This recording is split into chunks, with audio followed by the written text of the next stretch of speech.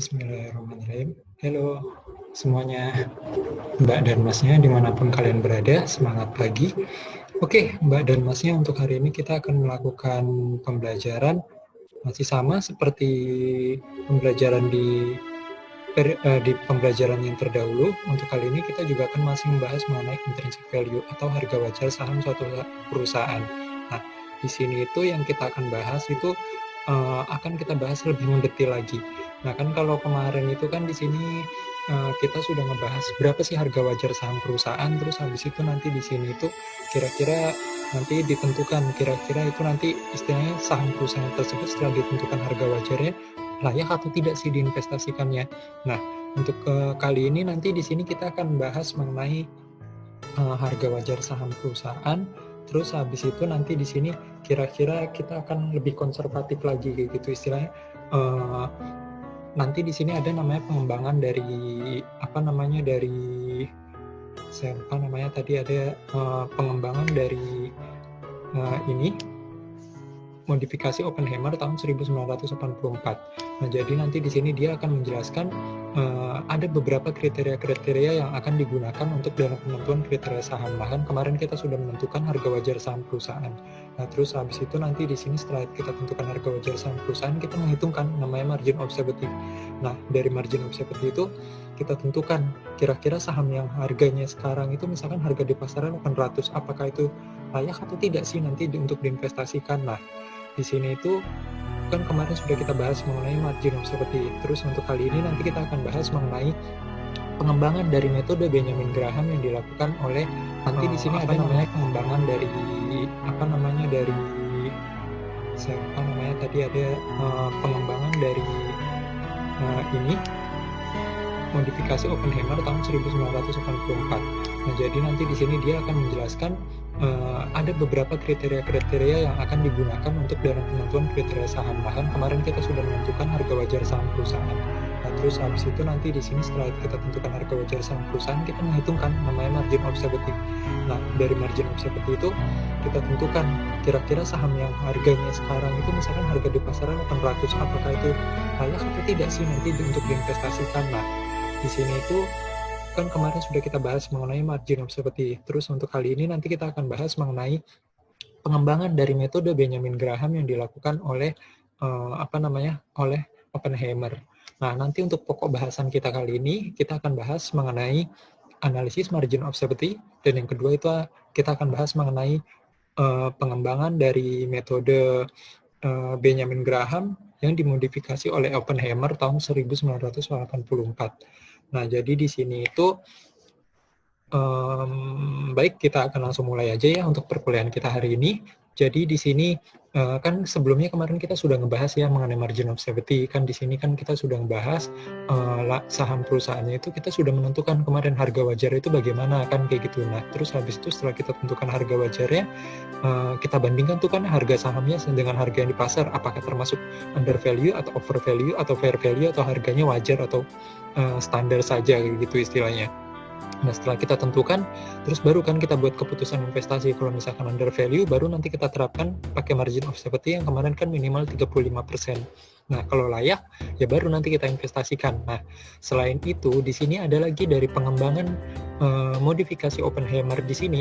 Kan kemarin itu kan kita sudah meminimalkan resiko dengan metode margin of safety. Nah, dari modifikasi Oppenheimer di sini dia menjelaskan ada 10 kriteria ini. Nah, dari 10 kriteria ini dia jelaskan istilahnya lebih konservatif lagi. Jadi istilahnya kalau misalkan kalian masih kurang puas, istilahnya masih kurang yakin istilah dari metode yang Benjamin Graham kemarin, terus ditambah dengan margin of safety, istilahnya kalian masih kurang yakin apakah nanti sahamnya istilahnya yang benar-benar kalian investasikan itu aman atau tidak. Nah, di sini ada lagi pengembangan dari modifikasi Oppenheimer dari metodenya Benjamin Graham tahun 1984.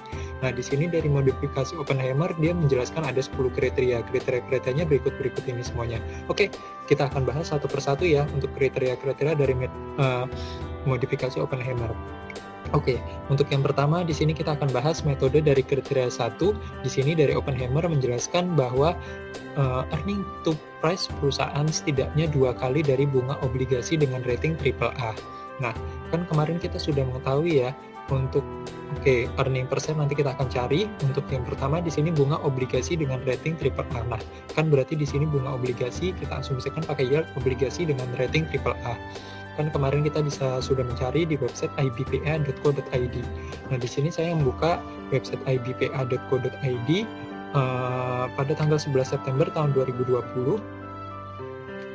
Sebentar, sorry, agak lelah laptop saya.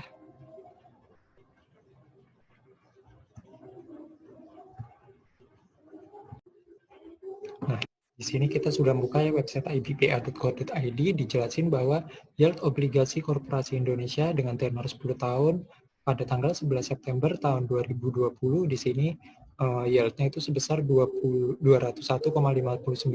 basis poin. Nah, di sini dalam satu kelipatan basis poin itu sebesar 10 poin. Nah, jadi nanti di sini tinggal kita bagi 10 yaitu sebesar 20,15. Nah, jadi di sini yield obligasi korporasi dengan rating triple A itu sebesar 20,15 poin. 20,15%. Selanjutnya, nah di sini kita akan langsung bahas ya metodenya Benjamin Graham tadi. Di sini dengan metodenya Benjamin Graham dengan kriteria 1 itu earning to price setidaknya 2 kali dengan bunga obligasi dengan rating triple A. Nah, bunga obligasi dengan rating triple A kan tadi kita sudah dapatkan itu sebesar 20,15.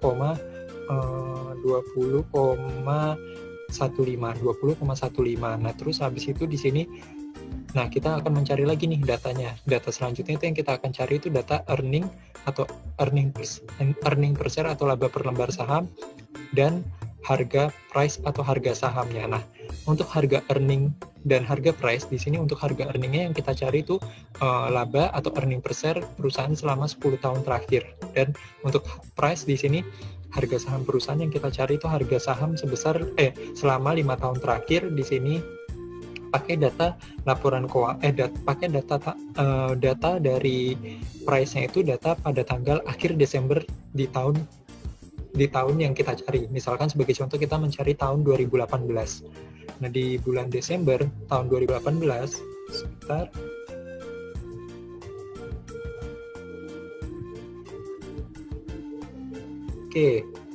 Di bulan Desember tahun 2018 di sini itu kan kita bisa lihat Desember tahun 2018 itu bursa berakhir tanggal 31 Desember. Nah, berarti di sini yang kita pakai itu tanggal 31.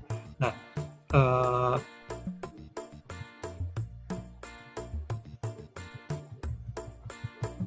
ini untuk yang bulan Desember tahun 2018. Nah, bagaimana kalau misalkan dengan tahun 2017 bursanya itu tanggal 31 itu berakhir pada hari Minggu. Nah, berarti di sini yang tanggal yang kita pakai itu tanggal terakhir hari kerja bursa. Nah, hari kerja bursa efek Indonesia itu bekerja itu di hari Senin sampai hari Jumat. Nah, di sini itu dari hari Senin sampai Jumat terakhir di tahun 2017 di bulan Desember itu tanggal 29. Nah, berarti nanti yang kalian pakai itu kalian cari price di bulan Desember tahun 2017-nya itu di tanggal 29 Desember tahun 2017. Oke, kita langsung cari saja ya earning to price. Oh ya, di sini saya menggunakan perusahaannya. Oke, di sini saya menggunakan perusahaannya itu perusahaan ADES, CK, ICBP, dan WLTJ. Nah, ADES itu perusahaan apa sih? ADES itu merupakan perusahaan Akasa Wira Internasional. Nah, di sini merupakan perusahaan yang bergerak dalam sektor makanan dan minuman. Seluruh perusahaan-perusahaan ini bergeraknya dalam sektor makanan dan minuman ya. Nah, kalau untuk ADES itu bergeraknya di sektor minuman.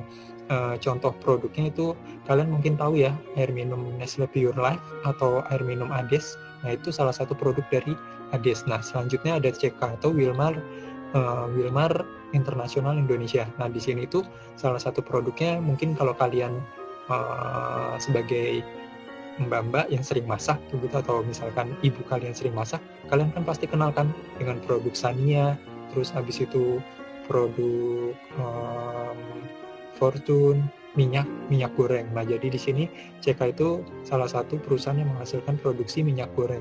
Nah, ICBP. Nah, kalau ICBP nggak mungkin kan kalian nggak tahu kayak gitu istilahnya. Otomatis kalau ICBP itu ya di sini ya kalian pasti bakalan tahu lah perusahaan ICBP itu produk-produknya apa aja.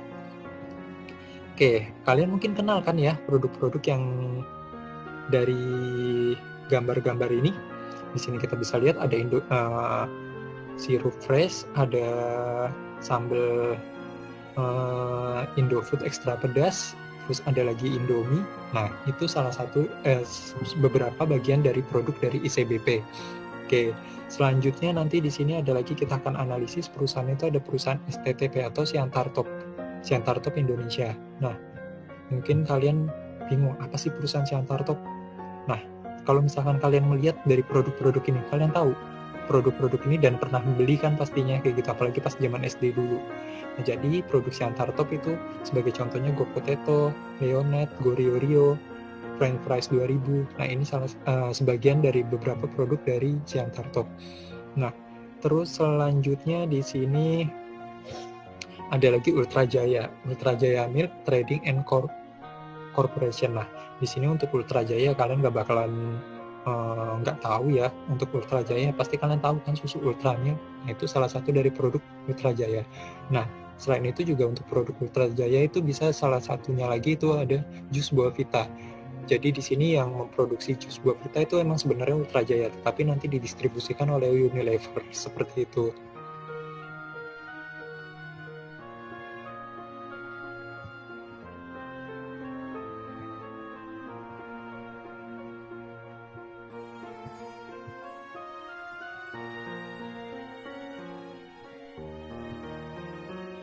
Selanjutnya di sini kita akan mencari earning atau laba per lembar saham. Nah, untuk mencari laba per lembar saham, kalian bisa mencari di laporan tahunan perusahaan. Beda ya antara laporan tahunan dan laporan keuangan.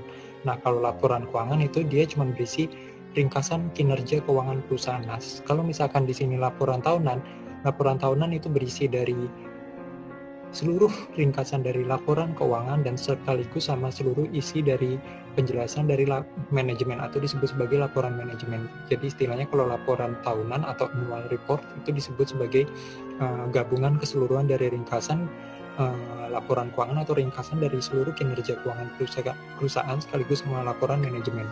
Nah, jadi di sini untuk lebih gampangnya kalian coba mungkin bisa mencarinya itu untuk earning per share-nya di sini mungkin bisa dicari di laporan keuangan. Terus nanti kalian coba buka di bagian daftar isi. Di sini saya bisa lihat untuk di daftar isi nanti kalian bisa mencari historis earning per share atau laba per lembar saham itu di bagian ikhtisar keuangan. Nah, di sini kebetulan di PT Indofood CBP Sukses itu untuk di ikhtisar keuangan berada di halaman 3. Oke, sebentar kita cari ke bawah lagi dulu. Oke, ini kita sudah buka ya. Berada di halaman 3 untuk Indofood CBP. Di sini kita bisa lihat Oke, di sini kita bisa lihat laba per lembar saham dasarnya di tahun 2010 itu 344. Terus habis itu di sini 344, 33 sorry. Bergerak. Oke. 344, 339. Ini di tahun 2010 itu 344 dan 2011-nya itu 339. Nah, ini kan untuk laporan keuangan yang kita carikan selama 10 tahun terakhir. Nah, kan tadi di sini laporan keuangan 10 tahun terakhir kan berarti yang dimulai dari tahun 2019. Kalau laporan keuangan tahun 2020 masih belum keluar ya. Kan karena di sini laporan keuangan 2020 itu baru dipublikasikan nanti di laporan pada tahun 2021. Istilahnya kenapa sebelum keluar laporan keuangan full year atau keseluruhan tahunnya di tahun 2020 masih belum keluar ya karena di sini tahun 2020 juga kan masih belum selesai kan atau belum berakhir. Nah, jadi ya nanti baru keluar itu di tahun berikutnya seperti itu. Nah, jadi di sini laporan keuangan yang kalian harus cari selama 10 tahun terakhir berarti nanti di tahun 2019, 18, 17, 16, 15, 14, 13, 12, 11, 10. Dari tahun 2010 sampai 2019. Nah, jadi di sini kita sudah lihat ya, tahun 2010 itu EPS itu sebesar 344, 2011 itu tahun sebesar 339. Nah, berarti nanti tinggal kita masukkan ini 344 sama 339. Biar lebih enak mungkin kalian kerjain di Excel aja ya, begitu istilahnya nanti. Di sini di 344 terus 2011-nya itu 339. Nah, berarti kan masih banyak nih kan tahun-tahun yang masih belum kalian cari. Nah, kalian coba nanti cari, kalian download lagi annual reportnya. Nggak perlu per tahun, nggak perlu kalian cari annual report 2012, 2013, 2014. Kalian cari aja per 3 tahun. Misalkan di tahun 2015. Nah, tahun 2015 kan nanti kan ada di annual reportnya itu historis EPS selama beberapa tahun terakhir. Contohnya ini kan kayak tadi kan Indofood ini kan dia tahun annual report tahun 2011 tapi ada historisnya dari 2010. Ini 2009, 2008, 2007 karena mungkin perusahaan ini masih belum go public jadi dia tidak menampilkan basic earning per share. Untuk basic earning per share ini juga masih bisa sih dicari caranya bagaimana. Nah, nanti akan saya jelaskan kembali lagi di submateri mata kuliah pasar modal selanjutnya.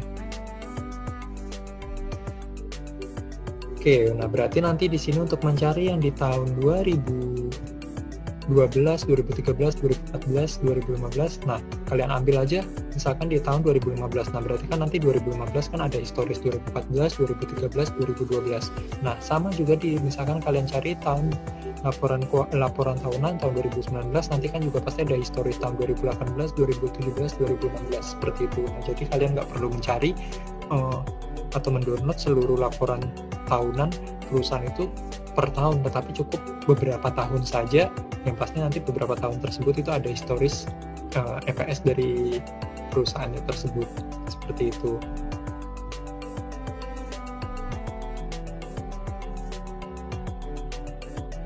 Oke, ini hasil setelah saya cari menyeluruh. Di sini kita sudah dapatkan historis EPS atau earning per share selama 10 tahun terakhir. Nah, selanjutnya sekarang kita mencari dari total price atau harga saham selama 5 tahun terakhir pada akhir Desember tahun yang dicari. Sebagai contoh, berarti selama 5 tahun terakhir, berarti tahun 2019, 18, 17, 16, 15. Nah, berarti dari tahun 2015 sampai 2019. Seperti itu. Oke, tadi sudah saya cari untuk harga saham dari saya sambil salah satu sebagai contoh Siantar Top di akhir Desember tahun 2014 itu sebesar 2.880. Nah, ini untuk satu perusahaan Siantar Top di akhir Desember tahun 2014. Nah, selanjutnya nanti akan saya cari kembali lagi laporan bukan laporan, maksudnya di sini historis dari harga saham perusahaannya itu pada akhir Desember di setiap tahunnya. Nah, nanti di sini kalian bisa mencari historis laporannya itu pada website duniainvestasi.com seperti itu. Oke, ini sudah saya cari menyeluruh semua laporan maksudnya semua harga saham perusahaan dari perusahaan-perusahaan yang akan saya cari. Ada ADES, CK, ICBP, STTP, dan WLTJ. Di sini semuanya sudah saya cari harga sahamnya dari 2014 sampai 2019. Oke, tahap selanjutnya kita akan menganalisis dari kriteria 1. Di sini kan kriteria 1 dijelasin bahwa earning to price setidaknya 2 kali dari bunga obligasi dengan rating AAA. Nah, berarti nanti di sini sekarang kita masukkan lagi terlebih dahulu earning to price. Nah, berarti di sini kita masukkan tadi data earning-nya berapa. Data earning ini semua kita copy. Terus kalian buat kembali lagi di Excel halaman baru. Nanti terus kalian paste di sini data earning-nya. Terus sebentar, insert row, ini data EPS,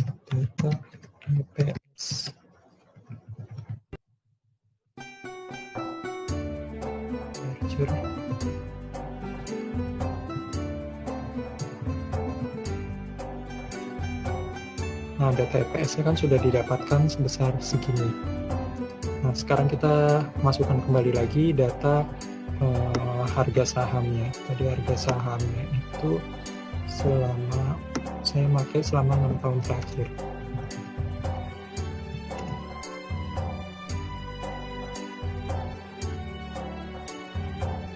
Oke, data harga sahamnya.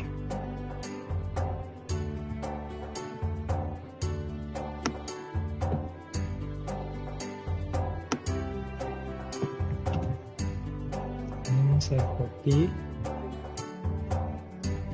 masukkan di sini.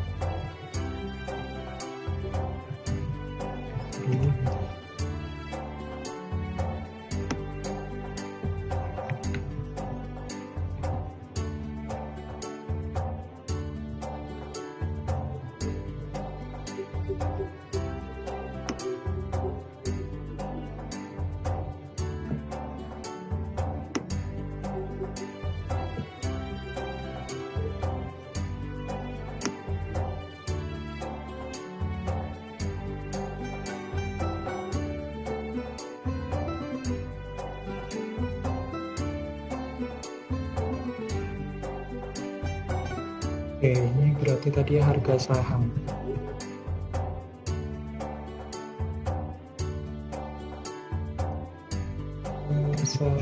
Nah, untuk kriteria 1 di sini saya buat kayak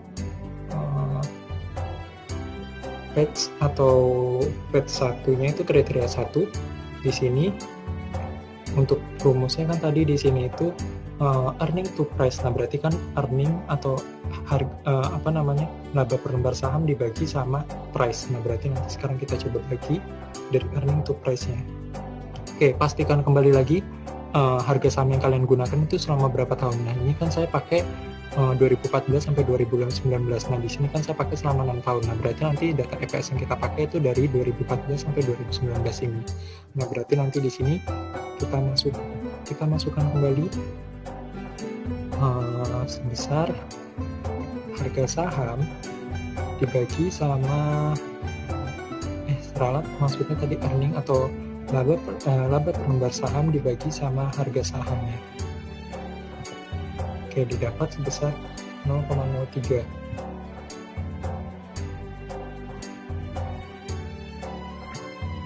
Oke, bentar.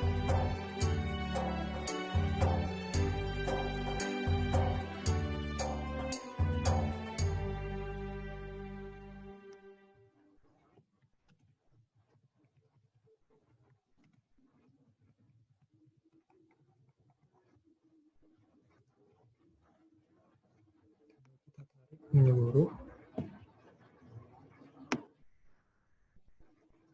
Oke, di sini kita sudah dapatkan ya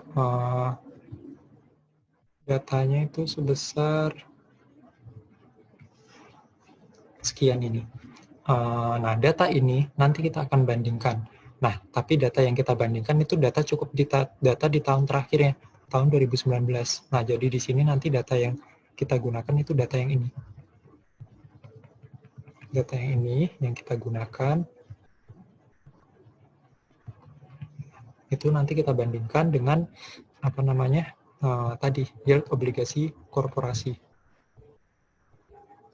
Nah, kan tadi di sini yield obligasi korporasinya itu dijelasin bahwa dari datanya itu setidaknya 2 kali dari bunga obligasi dengan rating AAA. Nah, kan tadi kan bunga obligasi dengan rating AAA itu sebesar 20,15. Nah, 20,15 itu dikali 2 itu sebesar 40,30. Benar, berarti nanti di sini tuh berarti harusnya hasilnya itu sebesar 40,30% atau dibulatkan menjadi dalam bentuk desimal itu sebesar 0,4030. Kan berarti tadi kan di sini yield obligasinya itu sebesar 0,2015 dikali 2. Dapat hasilnya itu sebesar 0,40. Nah, sekarang nanti ini coba kita bandingkan lagi. Nah, kita bisa lihat ya istilahnya di sini berarti nanti di sini tuh dijelasin kan tadi istilahnya dari kriteria 1 kan untuk setidaknya 2 kali dari bunga obligasi. Nah, berarti kan setidaknya, nah berarti itu minimal paling kecil banget tuh harusnya lebih besar daripada bunga obligasi dengan rating AAA. Nah, berarti kan 2 kali dari bunga obligasi. Nanti kan tadi 2 kali dari bunga obligasinya itu sebesar 40% atau 0,40 saya jadikan desimal. Nah, berarti di sini harus lebih besar dari 0,40. Nah, kita bisa lihat untuk perusahaan yang pertama di sini untuk ADES, di sini kita bisa lihat itu sebesar hasilnya setelah kita olah tadi dari data EPS terhadap harga saham, terus kita bandingkan atau kita porsikan dengan yield obligasi itu di sini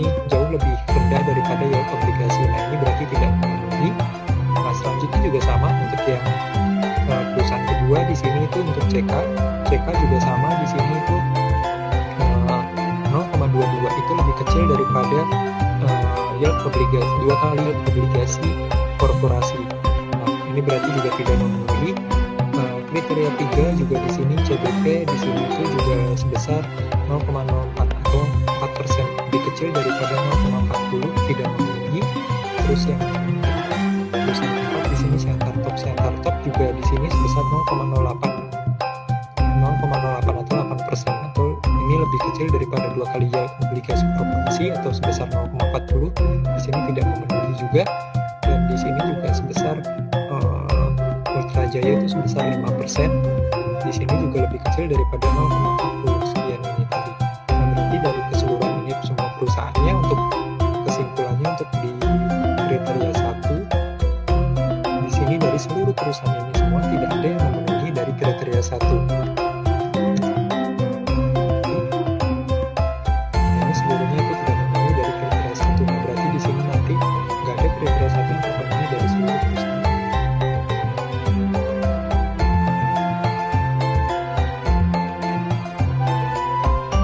Selanjutnya dari kriteria 2 di sini jelasin bahwa rasio price to earning atau PE ratio di sini saat ini tuh di bawah dari 40% rasio PE tertinggi selama 5 tahun terakhir. Nah, berarti nanti di sini kita bisa lihat data-data yang harus kita cari itu data price to earning. Price atau harga saham, dan earning atau earning per share dari saham perusahaan. Nah, di sini itu kita bandingkan, nanti kita hitung price to earning rasionya. Nah, jadi nanti di sini ini kebalikan daripada yang tadi kriteria 1 kan. Kalau tadi kriteria 1 itu earning atau earning per share-nya atau EPS-nya itu dibagi sama price. Kan tadi EPS dibagi sama price, sedangkan kalau ini dibalik, price-nya itu dibagi dengan earning. Oke. Di sini ada datanya sudah saya input tadi dari kriteria 1, terus saya masukkan saya buat lagi kembali lagi di di book 2 di sini itu dari sel 2, sel yang aktif, sel aktif 2. Di sini saya buat menjadi kriteria 2. Di sini kan dijelasin selama 5 tahun terakhir tadi kan ya. Rasio dari PE saat ini itu di bawah dari 40% rasio PE tertinggi selama 5 tahun terakhir. Nah, berarti tahap yang kita harus cari itu kita harus mencari PE rasio selama 5 tahun terakhir atau price to earning. Nah, berarti sekarang kita hitung rasio PE selama 5 tahun terakhir kira-kira tertinggi di mana. Oke, sekarang kita hitung. Sebenarnya simpel aja, ini tinggal harga saham atau price dibagi sama earning. Oke,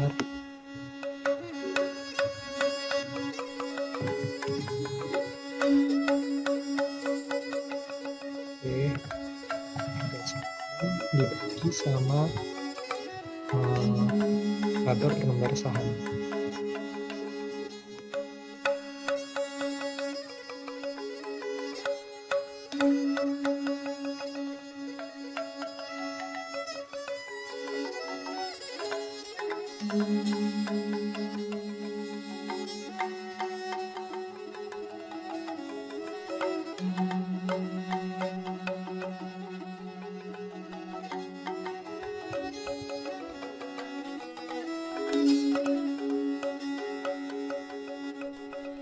Di sini sudah kita dapatkan ya rasio dari price to earning ratio selama 5 tahun terakhir. Di sini kita bisa lihat rasio PER atau price to earning ratio selama 5 tahun terakhir untuk perusahaan ADES. Di sini kan tadi sesuai dari kriterianya itu PE saat ini atau PE tahun 2019 itu di bawah dari 40% dari rasio PE tertinggi selama 5 tahun terakhir. Nah, kuncinya sekarang kita mencari terlebih dahulu PE atau price to earning ratio tertingginya selama 5 tahun terakhir itu dia di angka berapa. Oke, yang pertama kita cari ADES. ADES di sini angka paling tertingginya itu berada di ini 18,1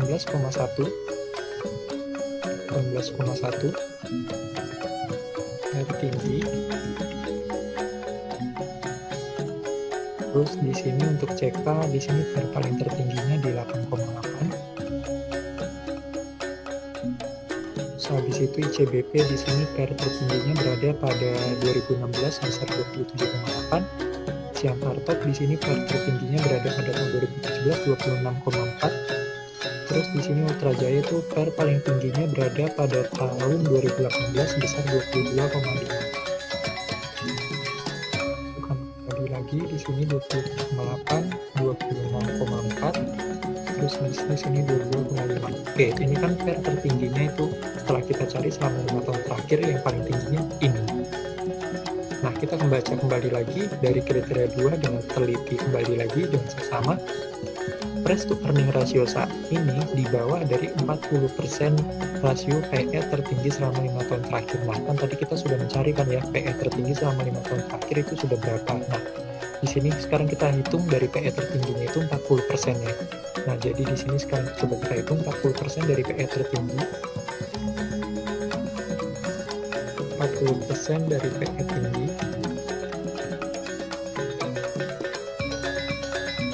Sini itu sebesar sama dikali 0,4. Oke, sebesar 7,2.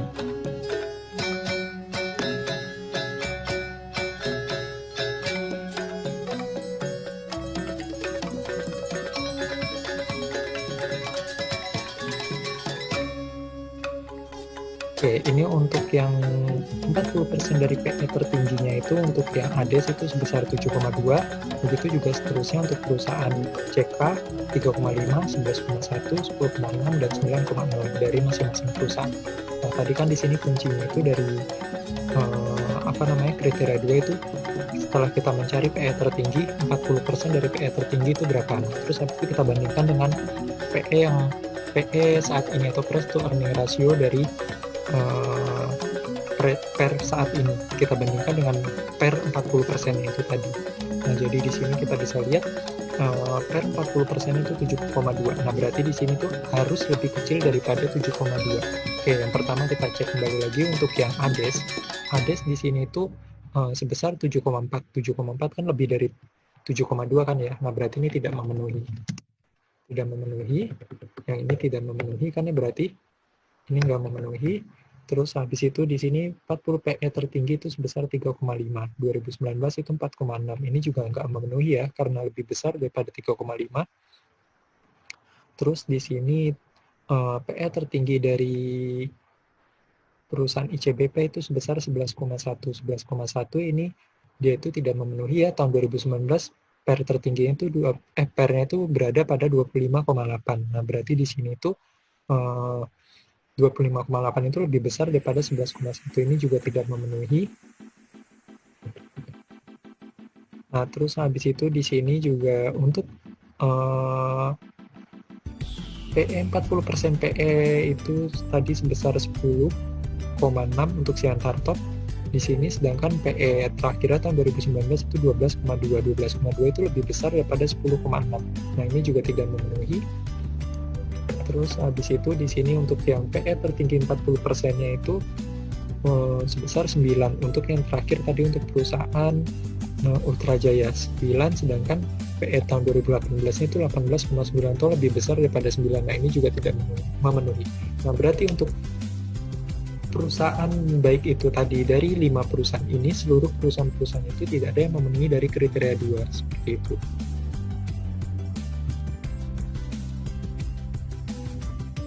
Oke, kriteria selanjutnya kriteria 3. Kriteria 3 di sini dijelasin bahwa dividen yield minimal dari 2/3 dari suku bunga atau yield obligasi korporasi dengan triple A.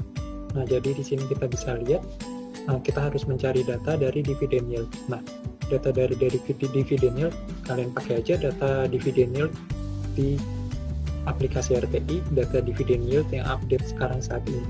Nah, di sini kebetulan saya menggunakan data dividen yield dari RTI, saya sudah masukkan, saya sudah dapatkan di sini. Saya buat lagi sel yang aktif kriteria 3. Di sini dividen yield-nya ada ADES, CK, ICBP, STTP, dan WLTJ. Di sini kita bisa lihat ADES dia tidak membagikan dividen pada tahun 2019, jadi di sini dividen yield-nya 0. CK itu sebesar 6%-an, ICBP 2%-an, Sian Hartop dia tidak membagikan dividen pada tahun 2019, laporan keuangan tahun 2019 kemarin. Terus Ultra Jaya di sini dividen yieldnya sebesar 1%. Nah, kan tadi kan di sini dijelasin untuk kriteria 3, di sini dijelasin bahwa dividen yield minimal dari 2/3 dari suku bunga AAA atau yield obligasi dengan rating AAA. Di sini kan yield obligasi AAA itu sebesar 20,15 kan ya. 20,15 itu sebesar 2/3-nya. Terus habis itu dikali 2 dibagi 3. Nah, berarti nanti di sini tuh harus lebih tinggi dari 13,43. Kan tadi di sini dijelasin bahwa dividen yield minimal 2/3. Nah, berarti kan di sini minimal itu harus lebih tinggi atau minimal standarnya itu minimal itu atau lebih kecil.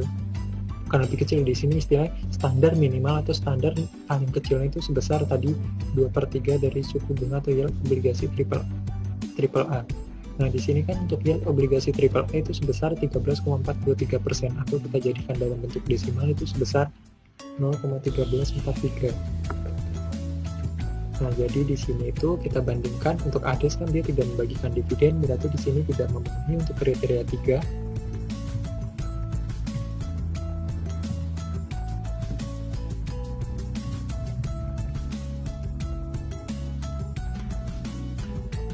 Tidak memenuhi. Terus habis itu di sini untuk CK sebesar 6%. Nah, di sini kan syaratnya minimal 2/3 itu harus 13,43. CK juga tidak memenuhi.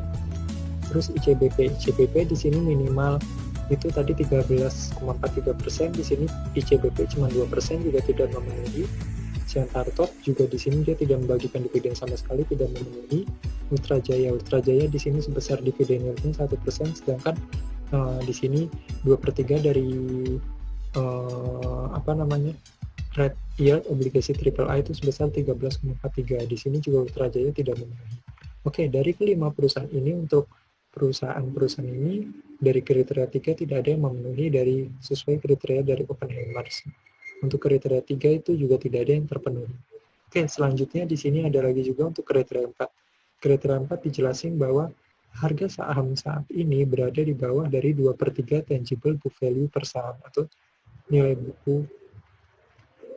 buku dari sahamnya. Nah, berarti nanti di sini kita akan harus mencari data dari ekuitas atau total ekuitas perusahaan. Terus habis itu nanti di sini itu per lembar saham ya. Kan tadi di sini untuk kriteria 4 dijelasin bahwa book value per saham. Nah, berarti nanti total ekuitasnya itu dibagi dengan jumlah seluruh lembar saham yang dimiliki oleh perusahaan. Untuk jumlah seluruh lembar saham yang dimiliki perusahaan, kalian bisa cek kembali lagi nanti di aplikasi RTI di bagian profile. Di situ ada jumlah keseluruhan lembar saham yang dimiliki oleh perusahaan.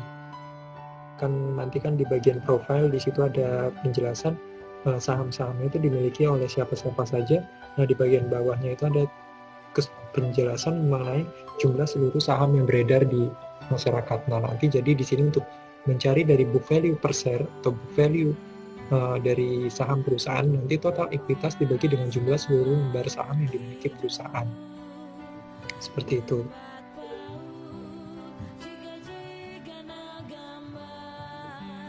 Oke, tadi kan berarti di sini itu dari kriteria 4 harga saham di bawah dari 2/3 dari tangible book value per saham. Nah, berarti nanti kita harus cari datanya itu tadi data book value per saham atau nilai buku per saham dan harga dari dan data dari harga saham.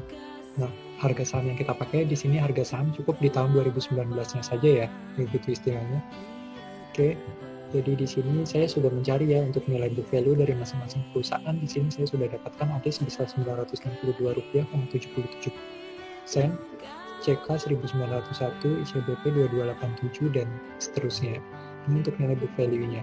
Terus habis itu untuk nilai harga sahamnya, di sini saya tinggal salin kembali lagi saja dari file yang ada di kriteria 1. Di sini harga sahamnya itu sebesar ini.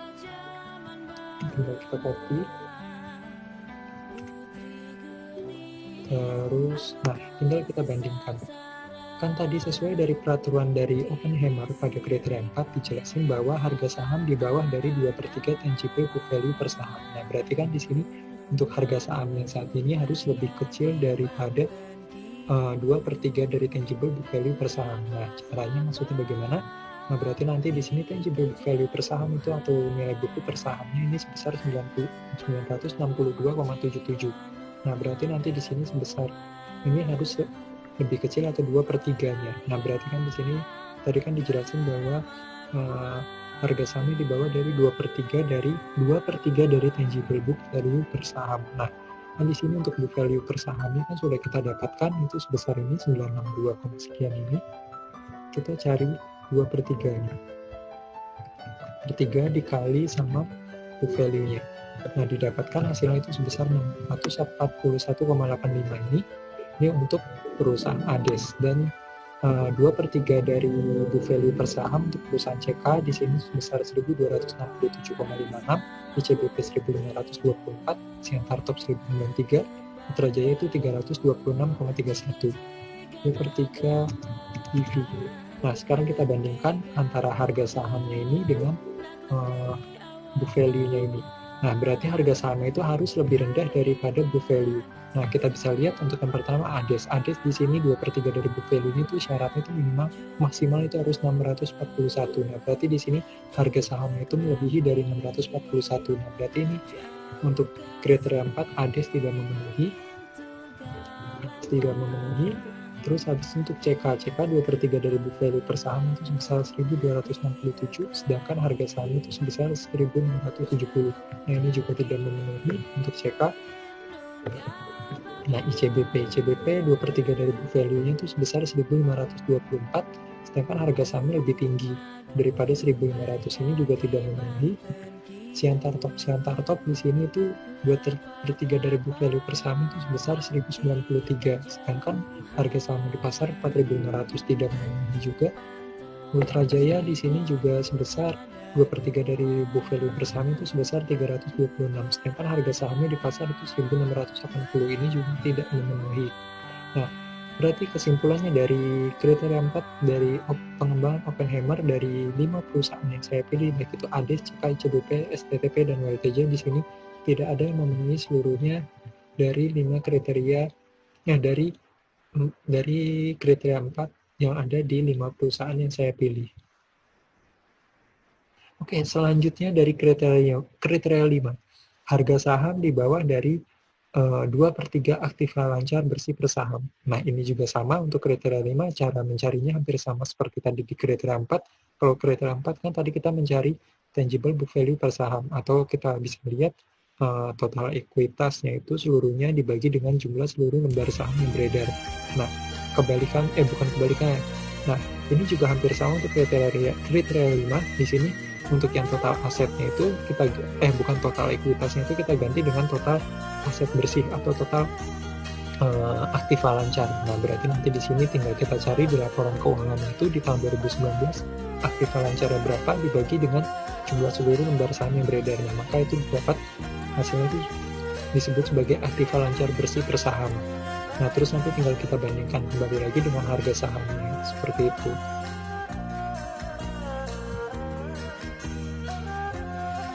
Oke, ini saya sudah dapatkan current asset persennya dari masing-masing perusahaan.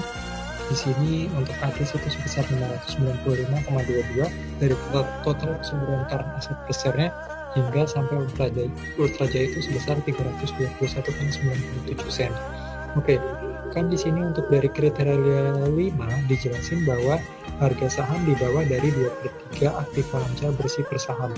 2/3 aktiva lancar bersih per saham di proxy fund atau dibandingkan dengan harga sahamnya saat ini. Nah, jadi sekarang kita hitung 2/3 dari aktiva lancar bersih per sahamnya. Nah, di sini 2/3-nya itu berapa? 2/3 dari APS. Oke, dapat hasilnya sekian. Oke, sekarang kita buat kesimpulannya. Oke, untuk ADES di sini 2/3 dari syarat dari kriteria 5 di syarat kelima di sini setelah dihitung itu dari kriteria 5 itu 2/3 dari current asset per share itu sebesar 396. Nah, sedangkan harga sahamnya di pasar itu sebesar 1045 atau melebihi dari nilai dari 2/3 current asset per share. Nah, ini tidak memenuhi ya untuk ADES. Oke, selanjutnya di sini untuk ICBP. ICBP di sini current asset per share atau harga dari total seluruh asetnya itu dibandingkan dengan harga sahamnya di pasar, di sini tuh jauh lebih tinggi harga sahamnya di pasar. Ini juga untuk ICBP tidak memenuhi ya.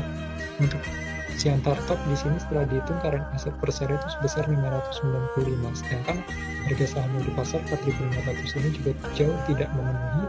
Ultra Jaya di sini kita bisa lihat current asset per share dari 2/3 itu sebesar 214, sedangkan harga saham di pasar 1.580. Nah, ini juga tidak memenuhi ya untuk Ultra Jaya.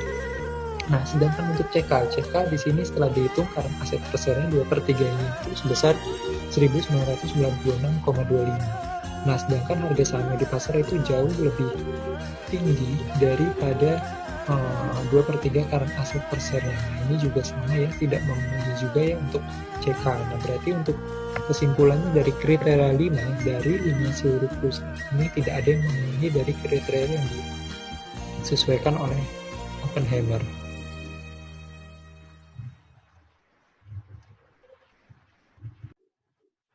Oke, kriteria selanjutnya, kriteria 6, di sini dijelaskan bahwa dari kriteria modifikasi Oppenheimer dijelaskan bahwa nilai hutang kurang dari nilai buku ekuitas atau nilai hutang itu harus lebih kecil daripada nilai buku ekuitas atau nilai total ekuitas. Nah, berarti di sini hutang itu lebih kecil daripada nilai buku atau debt equity ratio-nya itu harus lebih kecil daripada 1. Oke, di sini datanya sudah saya himpun ya dari saya mencari tadi di laporan keuangan. Di sini data yang kalian pakai total liabilitas ataupun total ekuitasnya cukup data 1 tahun aja, data tahun 2019. Nah, di sini saya sudah dapatkan untuk ADES total hutangnya di sini itu sebesar 254, sedangkan total ekuitasnya 567. Nah, total hutangnya itu lebih kecil daripada total ekuitas. Nah, berarti ini untuk ADES itu memenuhi. Nah, terus habis itu untuk CK di sini di sini itu total ekuitasnya sebanyak 1 T, sedangkan total hutang itu sebesar 261 M. Di sini itu lebih kecil daripada total ekuitas. Untuk hutangnya itu lebih kecil daripada total ekuitas. Di sini juga memenuhi juga untuk CK. ICBP juga di sini untuk total hutangnya itu sebesar 12 T, sedangkan total ekuitasnya itu sebesar 25 T. Nah, di sini juga memenuhi ya, total ekuitasnya itu lebih besar daripada total liabilitas. Siantar Top di sini total ekuitasnya 2T, sedangkan total hutangnya itu sebesar 733 M. Nah, di sini juga memenuhi untuk STTP. Ultra Jaya di sini total ekuitasnya sebesar 5T, sedangkan liabilitasnya di sini sebesar 953 M.